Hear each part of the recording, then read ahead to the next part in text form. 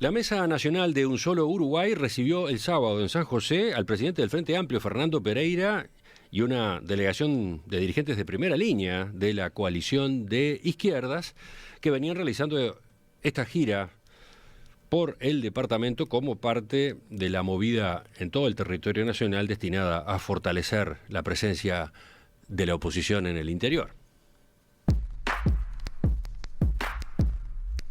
Había expectativa por este mano a mano, teniendo en cuenta los antecedentes de enfrentamiento y de choques entre el Frente Amplio y Un Solo Uruguay. Bueno, durante el encuentro, Un Solo Uruguay expuso sus reclamos y uno de sus dirigentes, Guillermo Franchi, dijo: hay un reconocimiento en que le erraron al no escuchar al sector productivo, que es el que más genera y más derrama. Por su lado, Pereira señaló que esta en realidad es la primera de 4 reuniones previstas con Un Solo Uruguay. Su partido, dijo, no está buscando votos, sino recoger insumos para el armado de un nuevo programa. Profundizamos en esta noticia, cómo fue, qué pasó en ese intercambio. Y vamos a hacerlo con 2 voces. Por un lado nos acompaña Alfredo Frati, diputado del MPP Frente Amplio, quien participó en el encuentro, y por otro lado Guillermo Franchi, vocero del movimiento Un Solo Uruguay. A los dos bienvenidos, un gusto saludarlos. ¿Cómo les va? Buen día. Buen día, muchas gracias. Empiezo con una consulta para el diputado Frati. ¿Cuál es la autocrítica que hace el Frente Amplio respecto a, no haber dialogado con Un Solo Uruguay antes? ¿Qué tan grave fue esa decisión con el paso del tiempo? Bueno, no fue solo con Un Solo Uruguay. Creo que nos faltó más escuchar el interior y alguna de las fuerzas productivas, ¿no? Yo creo que la autocrítica interna ya la hicimos y hay otra autocrítica que me parece que es de hecho, ¿no? Por algo perdimos el gobierno y yo creo que una de las causas tiene que ver con esto y creo que hay que empezar de vuelta, escuchar y después proponer. Recordemos, el choque se dio en el momento del nacimiento mismo de Un Solo Uruguay, ¿no? Hace 5 años, con aquel acto en Durazno, que el gobierno del entonces presidente Tabaré Vázquez tomó como una jugada de la oposición hasta con fines electorales, ¿no? Bueno, sí, creo que en definitiva uno dice apolítico, pero en realidad no existe apolítico, ¿no? Todos tenemos alguna visión. Y creo que eso no escapa a ningún movimiento. Pero sí, creo que fue un error, no solo con Un Solo Uruguay. Creo que tuvimos dificultades también con otras gremiales que nos venían planteando, por lo menos en el campo productivo, con lo que tiene que ver con la agropecuaria, cuestiones que, o atendimos tarde o no las atendimos. Franchi, usted en su caso como vocero de Un Solo Uruguay, ¿por qué accedieron a reunirse con el Frente Amplio si durante tanto tiempo han manifestado, ¿no? Se sintieron ninguneados por la coalición de izquierda? Bueno, nosotros nos reunimos con toda fuerza política que nos pida reunión, eso no hay ninguna duda, porque los reclamos para el movimiento y las propuestas siguen siendo exactamente las mismas. Lo que sí tiene que quedar claro es que el error que cometió, que lo tendrán que reconocer ellos, el Frente Amplio en su momento y el gobierno anterior en su momento, fue no querer escuchar a gente básicamente del interior, pero de todo el Uruguay, porque en Montevideo había mucha gente también, empresarios, empleados, dedicados a distintos sectores de la economía. No, Un Solo Uruguay, creo que por enésima vez lo vamos a decir, no es una gremial agropecuaria. Hay gremiales, hay instituciones corporativas y directamente vinculadas a cada rubro en este país. De aquella convocatoria, de aquella explosión que hubo básicamente en el interior, inclusive fue mucho mayor las movilizaciones que hubieron en los días previos al acto de Durazno, en caravanas kilométricas en todos los departamentos del interior.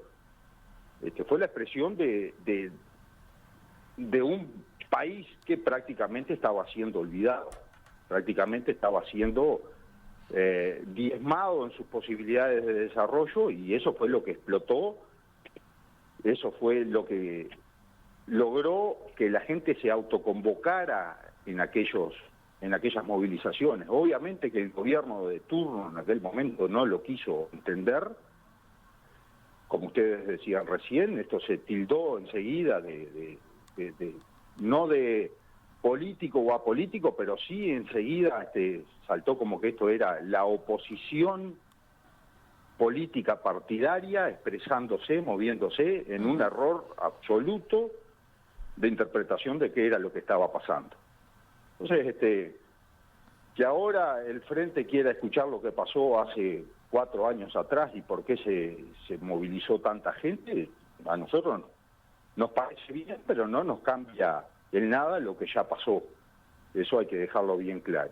Uh-huh. Y bueno, y en ese ¿Y a la interna del propio movimiento se discutió? Imagino que habría quienes tenían ciertos reparos, ¿no? Por cómo entendían que habían sido tratados. Sí, claro. Bueno, también fuimos muy criticados los principales referentes de aquel momento, Álvaro Rivas, Marcelo Nogué y yo, cuando pedimos nosotros una reunión al PIT-CNT y fuimos, inclusive estaba el propio Pereira como presidente de la central, fuimos a plantear las cosas que estaban pasando, o sea, no. Entonces, ahora también en este caso, obviamente que hubo mucha gente que decía por qué teníamos que recibir ahora al Frente, pero a ver, el movimiento tiene una visión del país y una visión de la economía y de los problemas que está por encima de la chiquita partidaria. Eso claramente ha sido así siempre. Nosotros hemos criticado, obviamente, duramente al gobierno anterior, pero también le hemos hecho críticas al gobierno actual, porque en realidad no son críticas a partidos, ni son críticas a personas, son críticas a situaciones que se vienen viviendo en el Uruguay, que muchas no cambian. En este caso que justamente estábamos hablando con Frati, sabe muy bien lo que pasó en el año 99 y en el 2002, donde sí fueron organizadas esas movilizaciones por gremiales agropecuarias, uh-huh. Inclusive en la del 2002 con el PIT-CNT apoyando, y ahora se dio en la base de los mismos reclamos, de las mismas problemáticas, de ese interior olvidado, de ese interior que depende fundamentalmente de la producción agropecuaria, pero que hay un entramado enorme de empresas, servicios y rubros que se afectan directamente cuando al sector principal productivo le va mal. Bueno, y en ese marco es que explotó por fuera de los organismos gremiales y partidarios lo que fue el nacimiento del propio movimiento en enero del 2018, ¿no? ¿Cómo manejaron, esta pregunta es para ambos, ¿no? ¿Cómo manejaron en el encuentro estas facturas del pasado? ¿Hubo reproches? Que inicie Frati. A ver, Frati. Bueno, hubo algún reproche, pero digo, la verdad, yo creo que no podemos pasar toda la vida discutiendo qué fue qué pasó, porque eso ya se laudó. Lo importante es saber en qué estamos y cuál es la visión de futuro. Y bueno, en estas reuniones obviamente que siempre pasa alguien que pretende pasar una factura, porque bueno, va en la idiosincrasia de la cultura que nosotros tenemos, ¿no? Así como tenemos esa cierta melancolía y festejamos los éxitos viejos, también pasa en la política también, que permanentemente en vez de ocuparse de lo que está ocurriendo y cómo lo arreglamos, estamos pasando factura vieja, pero no fue la tónica, entiendo yo, desde mi humilde punto de vista de la reunión en general. Sí, eso lo comparto. Obviamente que muchos de los reclamos que se plantearon a las personas que estuvieron allí, a la dirigencia del Frente Amplio, se plantean porque son reclamos que muchos de ellos aún siguen sin solucionarse. No hablamos de temas pasados y temas que se solucionaron. Son cuestiones que las tiene que seguir discutiendo, y sobre todo el sistema político, para darle una solución mirando al Uruguay como un todo y no mirando sector por sector, que de esa manera poco favor se le ha hecho al desarrollo en este país. Obviamente que hay una historia reciente que está muy viva, que permanece en la esencia y en el aire, y esas cosas hay que decirlas. Aparte, como les decía, es muy bueno poder decirlos cara a cara, porque hasta ahora habíamos tenido unas posibilidades de intercambio en aquellas mesas de trabajo que el propio Tabaré Vázquez convocó y que el movimiento participó, de la cual nos dieron la posibilidad de participar en 3, porque no coincidíamos ni en el diagnóstico. O sea, entonces, a ver, si en aquel momento no coincidíamos en el diagnóstico, ahora tenemos que saber si ese diagnóstico que sigue existiendo, que sigue pasando, que sigue preocupando, quizás con un marco de precios que van disimulando los problemas, hoy todavía no es compartido. Bueno, creo que ahí ya empezamos en un nuevo problema y en una nueva discusión. Les quería preguntar de eso, a ver, sobre posibles puntos de acuerdo, pero me parece importante, Frankie, entonces recordar, o por lo menos que nos pueda plantear mínimamente cuál es el planteo de ustedes hoy en día, ¿no? O sea, cuál es el diagnóstico que hacen y cuáles son brevemente sus principales preocupaciones. Y la preocupación básica sigue siendo el peso y el costo del Estado, y el tamaño del Estado, y lo que eso implica en el desarrollo. Yo creo que inclusive el movimiento ha elaborado una infinidad de propuestas que son públicas, además están todas publicadas, tanto al gobierno anterior como al gobierno actual, inclusive este propio 23 de enero, este 23 de enero pasado, donde la propuesta o el mensaje tenía en sí una propuesta específica en la utilización de un recurso y no lo toma, el sistema político no lo toma, es más, no lo toma ni siquiera el periodismo. Se está refiriendo a la propuesta de riego, por ejemplo, ¿no? De financiamiento de riego. La utilización de un recurso natural que es el petróleo que tiene el Uruguay y que jamás se ha utilizado. O cuando lo utilizó el Estado, por ejemplo, para la generación hidroeléctrica, le dio un beneficio extraordinario.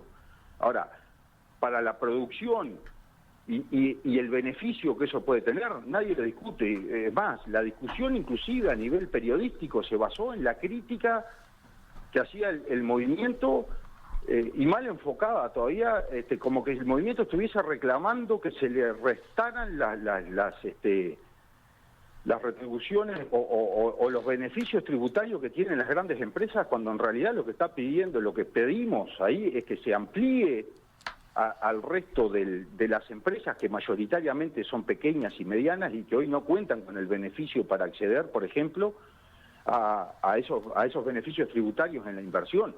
Entonces, a veces se vuelve muy difícil tratar de hacer entender propuestas cuando se desvía absolutamente la discusión y se va hacia tratar de enfrentar al pequeño y mediano productor con las grandes multinacionales. Y en realidad el abordaje de los temas siempre ha sido mucho más amplio. Que va a seguir siendo, y sí, nosotros tenemos una visión, como le decía recién, una visión de cómo tracciona el Uruguay en su conjunto, y no sector por sector. Por eso cada vez que hacemos una propuesta, algunas son específicas, pero otras son a nivel nacional, pensando en el desarrollo del país. Y eso es lo que vemos muchas veces, que justamente desde el sector político se minimiza eso, se trata de centrar la discusión en uno contra otro y se pierde la visión global, y creo que eso chico favor le ha hecho al país. Y bueno, y obviamente los problemas que se han generado de tener en el sector productivo mayoritario, en la mayor locomotora del país, la menor población rural de los países que producen commodities, la verdad que debería preocupar muchísimo más, y lamentablemente no lo vemos. Ese es el problema. Frati, ¿qué opina usted sobre eso? Han fijado próximos encuentros, ¿no? Pero incluso el presidente del Frente Amplio ha dicho, bueno, el Frente Amplio va a responder a las inquietudes de un solo Uruguay. ¿Puede haber algún punto de coincidencia cuando también se parte de concepciones del Estado, digamos, tan diferentes, por lo que planteaba el propio Frankie? Bueno, habrá que ver, pero creo que sí. Siempre puede haber puntos de coincidencia y otro de disidencia. Por ejemplo, cuando decimos que un Estado gordo podemos coincidir, pero hay que ver, no puede ser parejo, porque eso, por ejemplo, nos está pasando el Ministerio de Ganadería, ¿verdad? Que tenemos dificultades para controlar adecuadamente el principal rubro de exportación, que es la carne, por decir algo. Y a su vez que tiene su base básicamente en el interior, así como... A ver, ¿a qué se refiere ahí? Exactamente. Bueno, me refiero que de todos los ministerios que más se recortó es el Ministerio de Ganadería, de 4.000 empleados quedó con 2.000 y tienen 1.000 causal jubilatoria ahora hasta desde el 20 hasta el 2023. Y bueno, y eso no ha traído problemas. Ahora aparentemente va a haber, van a hacer un llamado a funcionarios, porque hay cuestiones que no se hace por satélite, que la deben hacer las personas, y eso genera gasto. Después que funcione bien o mal es otro problema, y eso sí es un tema de gestión.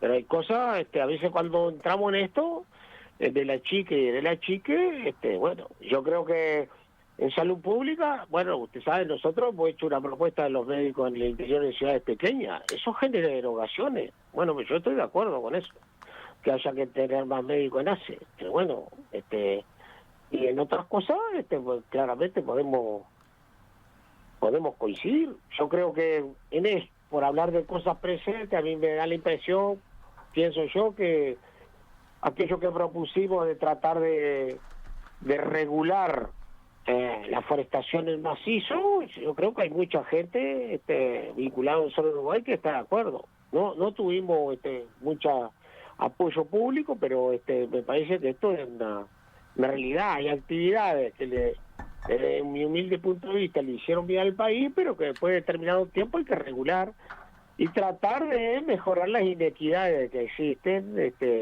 entre las grandes empresas y los medianos y pequeños productores. Y esa diferencia existe y nadie se puede enojar. Después se podrán corregir o no, pero que existe. Esto es real. No se puede pedir que compita por arrendar un campo, un mediano o pequeño productor con una forestal, por ejemplo, o con una empresa importante de agricultura. Esta es la realidad. Y más acá en el tiempo, si nosotros queremos que la gente... Bueno, la migración es un tema global y mundial, ¿no? Existe acá y en China, por decir algo, bien distinto. Pero yo creo que a quien quiere estar hay que darle las condiciones, ¿verdad? Por eso un avance importante en la electrificación rural, pero hay que seguir trabajando, porque las diferencias entre el hombre que vive exclusivamente en la campaña y la ciudad siguen siendo bien importantes. Por lo tanto, eso hay que seguir trabajando y apoyando. Entonces, este último tiempo, por ejemplo, un instrumento que alguien me puede decir que no funciona bien o que funciona mal o que debería ser diferente, como colonización, le hemos dado un golpe de knockout prácticamente, porque un instituto de colonización que deja de comprar tierra quiere decir que en un par de años después que entregue las que ya compraste no va a haber más tierra para entregar. Y eso tiene que ver, sí, con la gente que pueda quedar en la campaña, que en el mundo entero se ha agrandado los tamaños mínimos para vivir dignamente de la explotación agropecuaria, y por lo tanto, si no hay una facilitación en la competencia, como decíamos hoy, que es igual, para poder agrandarse y quedarse, va a seguir ocurriendo. Franqui, ahí hay puntos de coincidencia teniendo en cuenta esto que señalaba el diputado Frati. Hay muchos puntos ahí que capaz que demasiados que se tocaron, pero a ver, voy rápidamente por algunos para tratar. A ver, tratar de entender qué es lo que ha pasado en Uruguay con el despoblamiento en el medio rural, comparándolo con lo que pasa en países industrializados, caemos en un error reiterativo de concepción de lo que son. A ver, la migración en los países industrializados, China, Estados Unidos, donde ustedes quieran, siempre se ha dado por una mejora en las posibilidades de desarrollo y de empleo. Claramente la gente ha migrado a trabajar en las industrias, en los servicios, en las ciudades. Eso en Uruguay no pasa, si la industria en Uruguay es mínima y con un riesgo permanente siempre con la piedra arriba a punto de caer. Acá... Entonces discrepa ahí en ese punto con Frati. Pero la gente migró en Uruguay hacia las ciudades por falta de servicios en el interior, de eso no hay ninguna duda. Acá la gente se fue porque el Estado quedó ausente. Acá no hay posibilidades a ver, hablemos de cualquiera de los temas, educación. ¿Qué puede hacer alguien que tiene gurises en edad de liceo y vive en Curtina? Obviamente se tiene, en algún momento, si la perspectiva es de educación, se tiene que ir. ¿Qué puede hacer alguien que tiene 50, 60 o la edad que sea y con algún problema de salud y vive en Paso de los Toros o vive en Achar o vive en Arerunguá? Y se va a tener que ir, y ni siquiera el pueblo más cerca, va a terminar yéndose a Montevideo porque está todo centralizado. A ver, tengamos en cuenta que en Uruguay el 7% de los médicos están desde del Río Negro hacia el norte, el 7%. Pensemos en la seguridad. Se han desmantelado, por ejemplo, empezó con el famoso programa Verano Azul hace varios años atrás, y se desmantelaron las comisarías de todos los pueblos y todos los parajes del interior. Básicamente quedó un desierto. Al principio iban los recursos hacia el este por la temporada y después volvían, hasta que en un momento empezó a volver cada vez menos, hasta que no volvieron más y le tuvieron que empezar a cerrar. O sea, a ver, Frati, brevemente sobre esto que está diciendo Frankie. No, pero pasa que no se entendió lo que yo dije. Yo dije que la migración es un fenómeno mundial. Que las causas pueden ser distintas, ¿se entiende? Exactamente. En no, las causas son parecidas, ¿verdad? La gente tiende a agruparse. Nosotros somos seres como los animales que tenemos hábitos gregarios. Tratamos de juntarnos. Entonces, donde queda poco, vamos a donde juntarnos. El problema de Uruguay, que es más grave que en otro país, es la migración, porque el que migra de la campaña generalmente porque no le da, no se va para un empleo mejor. Es decir, en Canadá cuando un muchacho se va a la ciudad, capaz que se va a colocar chip en una computadora. Seguramente va a tener un salario mejor y una vida digna. Y en el Uruguay, muchos de esos vienen a buscar un empleo en la ciudad que a veces no lo encuentra o es de baja calidad, con lo cual empeora su situación. Y esa es la diferencia contra los países industrializados, como decía Franche, que pueden dar mano de obra, con el caso de Uruguay. Por eso, para Uruguay es tan preocupante la migración de campaña a ciudad. Pero yo lo dije en un contexto que también es real, que es un fenómeno, no existe país en el mundo que no tenga migración. Pero sobre lo que decías también de respecto a la ausencia de servicios en el interior. Sí, bueno, eso es claro. Creo que me parece que a veces generalizamos demasiado cuando decimos no se ha hecho nada, ¿verdad? Porque acá se creó una universidad nueva para el interior, ¿no? Cosa que no existía. ¿Eso arregla? No arregla. Pero creo que va en el camino, y las cosas creo que van en el camino cierto. A mí me da la impresión que hay que apoyarlo. O sea, yo lo que creo de esto es que más allá de que hay muchos sectores que tienen posibilidad de desarrollo, el mayor sector de la economía que tiene posibilidades enormes de absorber gente, de absorber tecnología, las nuevas tecnologías que tanto se hablan, es el agro. El agro tiene un potencial enorme de crecimiento en la incorporación de tecnología, pero obviamente que tiene que haber una política mirando al motor productivo del país, que mientras no la haya y mientras se centralice todas las políticas y toda la discusión en Montevideo, su entorno, a ver, podemos empezar a hablar de esto y podemos estar días hablando de esto.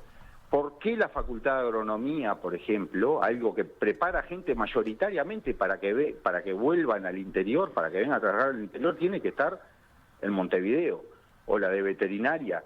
¿Qué hace el Ministerio de Ganadería, por ejemplo, en el centro de Montevideo? Son cuestiones que, a ver, la descentralización del Uruguay, que tanto se ha hablado, y como lo habla Frati ahora con la creación de la UTE, tiene que ser mucho mayor, y tiene que ser con un mayor impulso.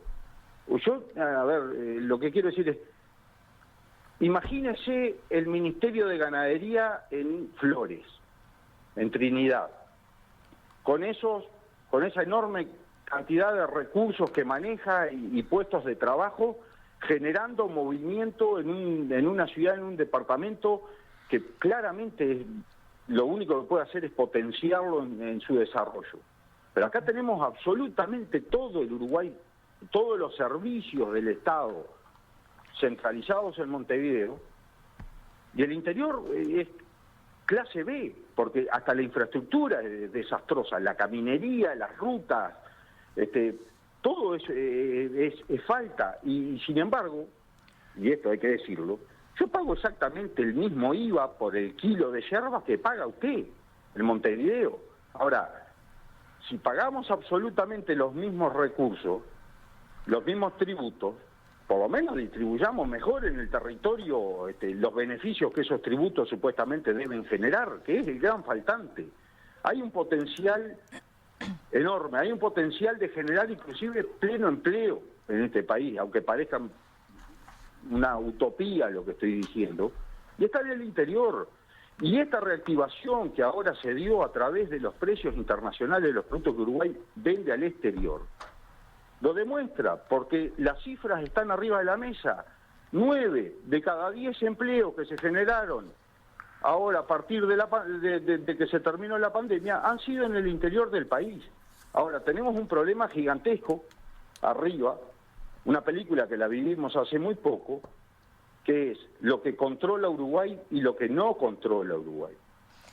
Lo que controla Uruguay, que es el costo para producir y para vivir, y lo que no controla, que son los precios que recibimos del exterior por los productos. Tenemos un riesgo enorme porque estamos con un nivel de precios muy bueno que está maquillando una estructura de costo exactamente o muy parecida a la película a la que vivimos en el boom agrícola que hubo entre 2009 y 2013. El problema es lo que pasó desde finales de 2013 hasta ahora.